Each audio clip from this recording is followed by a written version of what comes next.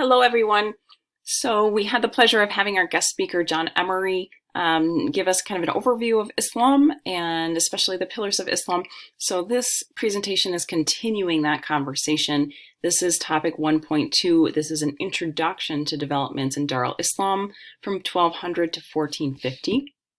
Now, our learning objective here with this part is to explain how systems of belief and their practices affected society in the period from 1200 to 1450, explain the causes and effects of the rise of Islamic states over time, and explain the effects of intellectual innovation in Dar al-Islam.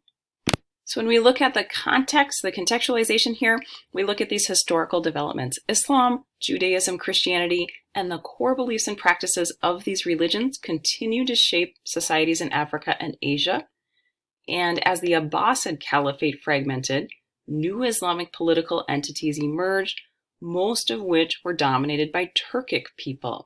These states demonstrated continuity, innovation, and diversity, and there are three new political entities that you will read about or you read about in your text. This is the Seljuk Empire, the Mamluk Sultanate of Egypt, and the Delhi Sultanate. And we see that Muslim rule continued to expand many parts of Afro-Eurasia due to military expansion in Islam, subsequently expanded through the activities of merchants, missionaries, and Sufis. So this presentation is expanding on that historical development. In addition, we see very specific historical developments that you need to know about. Muslim states and empires encouraged significant intellectual innovations and transfers. And you guys, this is way before 1200. So we heard from Speaker John Emery that Islam was established in the 600s. And then we see by 750, about 100 years after the death of Muhammad, that the Islamic Empire had expanded significantly in terms of the area and its reach. And then the Abbasids, this group that you keep hearing about and reading about in your textbook, they really are responsible for the golden age or the golden achievements in the Islamic Empire. So some of the innovations that are noteworthy are advances in mathematics, advances in literature, and advances in medicine. And we also examine these transfers. So there was knowledge somewhere else, and then it was transferred to another culture. These are important developments in AP world history. We talk about this in terms of the diffusion, technological diffusion, or religious diffusion. And so important transfers are the preservation and commentaries on Greek moral and natural philosophy. So these old ancient Greek texts that were a very important part of the Roman Empire, they were really lost after the fall of Rome. And as you read in your book, the Byzantine Empire continued, and they really believed that they were Roman. They were the eastern side of the old Roman Empire. But these Greek texts, in many ways, they disappeared. In a lot of Western Europe, the transfer of even being able to read those texts disappeared. And so the Islamic empires actually worked to preserve those old Greek moral, natural philosophy texts. They translated them. They established significant schools, important universities. One that you should know about is the House of Wisdom in Abbasid Baghdad. This is an old, beautiful university that was established in the early period of the Abbasids. And then we also see scholarly and cultural transfers in Muslim and Christian Spain. Spain became an intellectual center with the transfer of knowledge between Islamic communities, Christian communities, and Jewish communities. So you may have noticed in Ways of the World, and then as we go along in other texts, there are these Arabic terms that are unfamiliar to you. I have linked my Quizlet set of terms. It's here in the presentation, but I'll have a separate link you'll see within the Islam part of Unit 1 that you can go to and practice. And this can kind of help you on your essays, your SAQs, especially when we're looking at some of those sources that you might see a term in Islam. Now, here I have a slide with the crash course video on Islam. You were expected to read that. I'm just reminding you that if you haven't already, you should probably, or not read that, you should probably watch that and take notes. That's part of your notebook assignment for this week. Now, I want to take a couple minutes to examine and visualize the pre-Islamic Arabian world. So prior to Muhammad, prior to Islam, the Arabian Peninsula was covered by inhospitable desert. Well, it still is. I shouldn't use the past tense. The desert people couldn't farm there except for in these kind of isolated oases in which there was water. And the group of people who moved across that peninsula were called Bedouins. These were nomadic cultures, and this is today when people say Arab as an ethnic group, they're talking about the group of people who were Bedouins. Bedouins and Arabs are synonyms. And most of the ability to feed themselves came from camel and goat herding. So these were pastoralists. So they weren't farmers because they didn't have the land to do that, but they were pastoralists. They were herding animals. And the cities that developed were along the coast of the Red Sea, and the rest was mostly Bedouin. And it was organized in tribes and clans. And this particular culture was very much prone to war, feuding, violence, sometimes going back hundreds of years, several generations. And most of this was about scarcity of resources, especially water, but also territory for herding and feeding their animals. So a lot of these encounters were violent. They were clan-based, so family-based, and they were often quite bloody. So I think it's really helpful to look at this map so you can kind of visualize what was happening at this time. So here we have, this is pre-Islam. So this particular map, this gives us an understanding of the years. Maybe, let's see, we've got Eastern Roman Empire. So we're talking like 400 to 600. So the Roman Empire is gone. Find Italy on the map. That's that boot. Here it is over here. You can always look for the boot when you're trying to orient yourself on a map. So there's Italy. That's where the ancient Roman Empire was. But you can see all of this used to be part of the Roman Empire. This really isn't identified by one empire. This is various kingdoms that were growing and establishing themselves. But the purple is the Eastern Roman Empire, which we call today historically the Byzantine Empire because of Byzantium, the city that was then named Constantinople, then was named Byzantium, then Constantinople, and then now today Istanbul in Turkey. But this empire was thriving until it wasn't. And when we move all the way into 1200, this empire was really ending. There was very little left of this empire. Now here we have the Arabian Peninsula.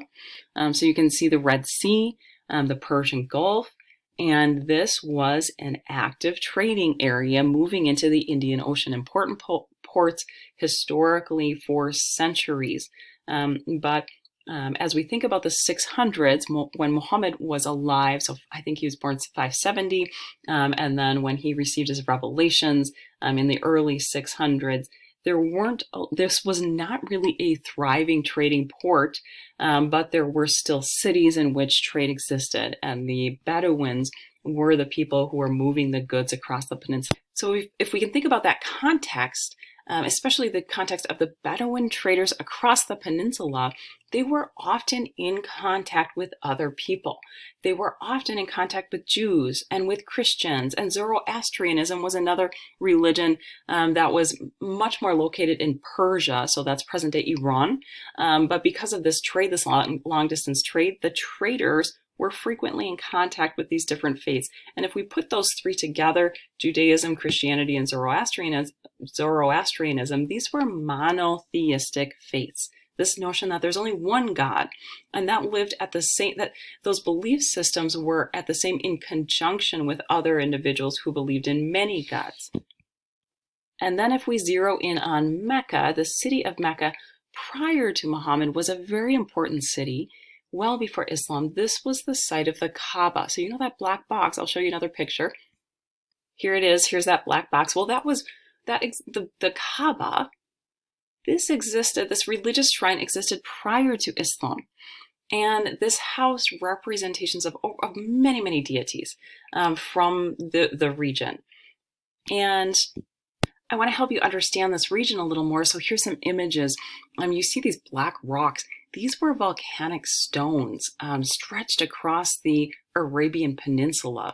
It says, all about us is an iron wilderness, a bare and black shining beach of heated volcanic stones, a vast bed and banks of rusty and basaltic bluish rocks, stubborn as heavy matter, as iron and sounding like bell metal, laying out eternally under the sand-driving desert wind.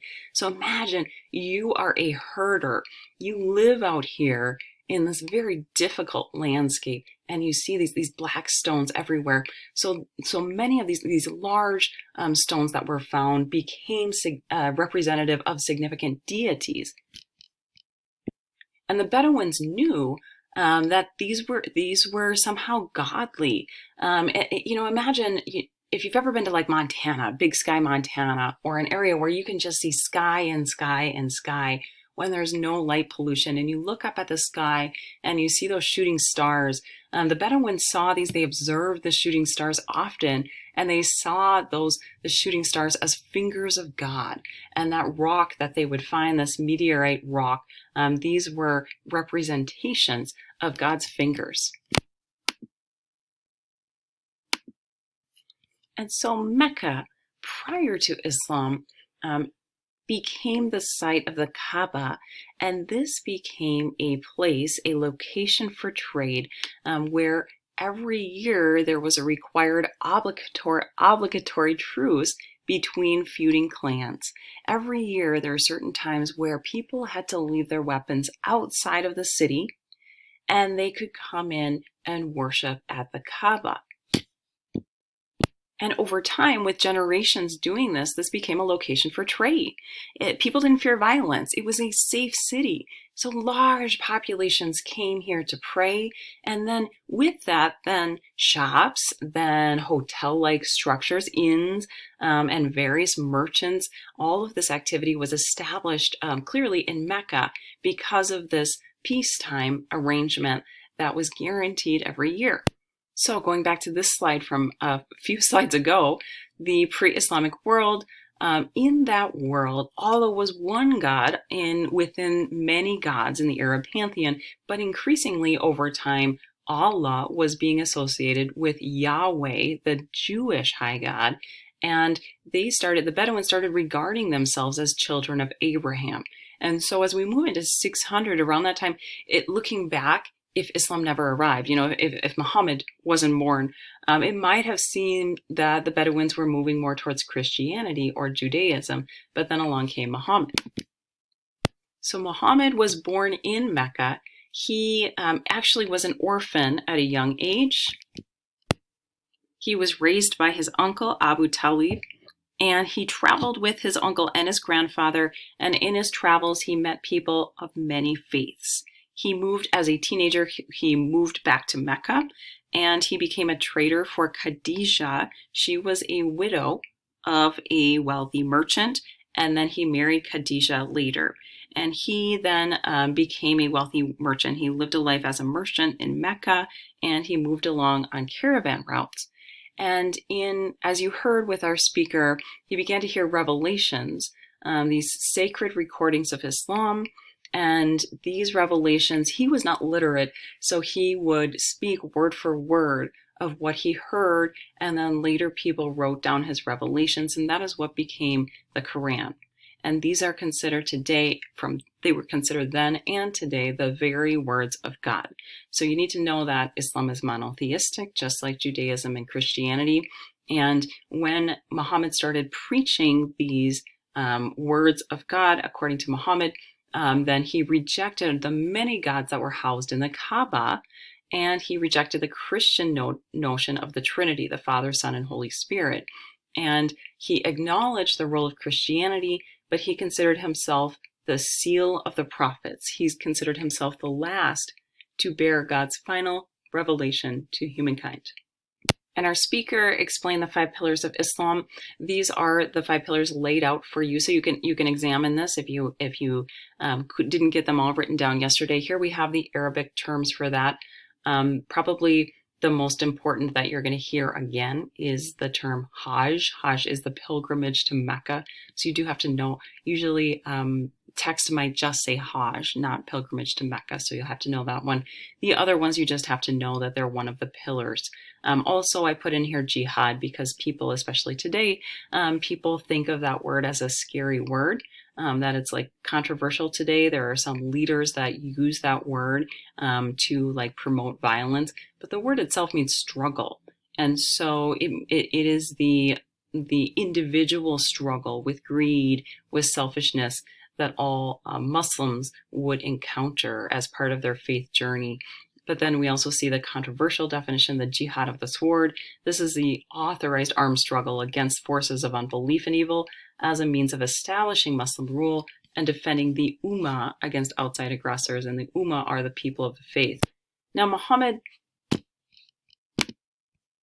through his followers, expanded quickly. And Islam, the Islamic Empire, expanded quickly. So Muhammad was became the leader of the faith and then the leader of this empire. And with this expansion, there was great growth, but then he died suddenly in 632. So Caliph Abu Bakr ordered one of the Prophet's companions to collect both oral and written sources, and they were collected, and all other versions were destroyed, and that sacred text is what resulted in the Quran.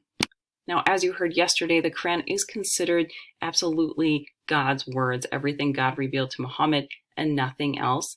And because of this, because it's very important, and it has always been important for Muslims to read the Quran and know the Quran, then literacy became the hallmark of Muslims all the way from sub-Saharan West Africa to Southeast Asia. This component of education became a very important piece of the expansion. I also wanted to add some of these other teachings of the Quran. So our speaker talked yesterday about a couple basic principles in terms of health, like food that you would eat. And then he talked about clothing and choosing to dress in a way that is conservative. In addition, some social practices are denounced in the Quran. So the hoarding of wealth, keeping money to oneself, exploitation of the poor, charging high interest rates on loans, corrupt business deals, abuse of women, and neglect of widows and orphans. Now, here's a couple other terms that you need to know, and they will be assumed you know throughout several months of this course because Islam plays a huge role in several of these empires. This idea of the people of the book, how Muslims viewed outside religion. So the term is dhimmi, people of the book. And originally, in the very beginning of Islam, Muhammad assumed that Christians and Jews were part of that same group. They're of the Abrahamic faith, worship the same God. So they're considered people of the book because Muhammad was the final prophet within the other prophets of the book. Also, Zoroastrians were considered people of the book, and then eventually even Hindus in India were considered people of the book. Now, often people had to pay a jizya. This is a head tax levied on non-believers. So over time, through conquest and trade expansion, that tax was eliminated for people who were considered dhimmi, people of the book.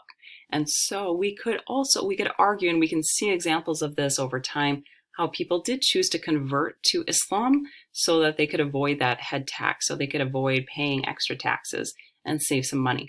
And then even through military conquest, people were not forced to convert to Islam through conquest. In fact, in the very beginning, the military conquest was about gaining wealth, not conversions. So the Islamic Empire's militaries would go, they would conquer other areas, and then they would collect like whatever, the spoils, the treasures of their conquest and keep for themselves. If people converted to Islam, they'd have to share. And so in the beginning, the conversions were not at all based on force or military. And I wanted to show you this image that shows the perspective of one. This is a medieval Persian manuscript, and this is showing Muhammad leading Abraham, Moses, and Jesus in prayer.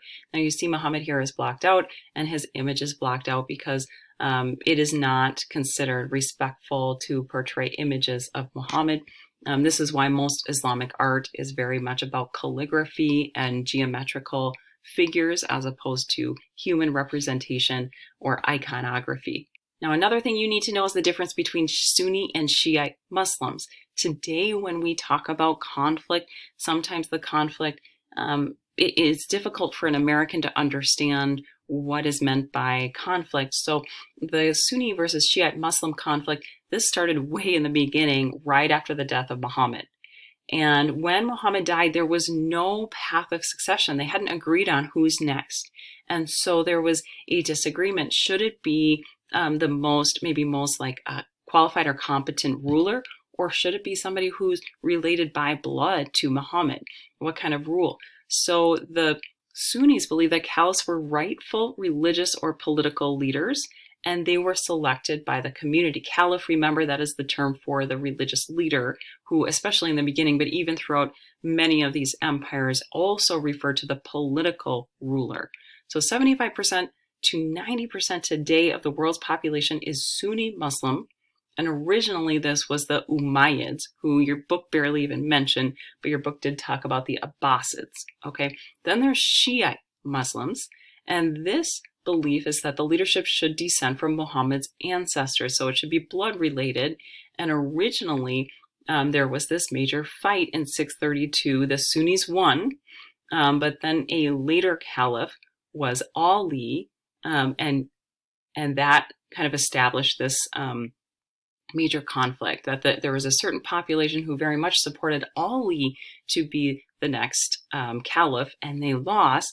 So then since that time, they were kind of like separated from the rest of the Muslims. And today we see the difference a lot of times within conflict in these groups. Now the difference has been exacerbated. There's greater differences today, but it all stems from this event in 632, this schism, this separation between Muslims. And so here's a map today where you can kind of see that distribution. This isn't global. This is present day modern, but this isn't a global representation. But you can see that dark green. So mostly Iran, a little bit of Iraq, and then a little bit of Afghanistan. That is, and a little bit of Russia even, kind of stretching up north there. That is the Shiite Muslims, so that smaller group of Muslims, and then the rest of the distribution is Sunni Muslims. So now I want to show you a map of the expansion of the Islamic world again. So we see here that darker green in this map is the Islamic world in 900, and then that lighter green, that expansion, is the Islamic world in 1300. Now remember, we're not talking about the border of a political empire here. It's the expansion of Islam itself. And then you see that even lighter green, so moving into India, moving up more into Central Asia, or the western side of Asia, where it says the Mongols. This is the expansion of the Islamic world. And then also note these trade routes. So especially from the years 900 moving into 1400, the trade routes across the Sahara Desert, those trans-Saharic trade routes became very important and essential. And this is one component, a significant component of how Islam spread, was through trade. As Islam spread, then the Arabic language spread as well. So we can see this lighter tan color. This is showing you the spread of Arabic. And this, by the way, is the spread of Arabic today. But that spread happened back in 632 to about 752, all the way up until about 900, and then moving forward in the expansion of Islam. Now within this network, exchange was significant. The world of Islamic civilization was an immense arena of exchange. This was like the hub of the world of trade. So, and we're not just talking about stuff. We're not just talking about goods.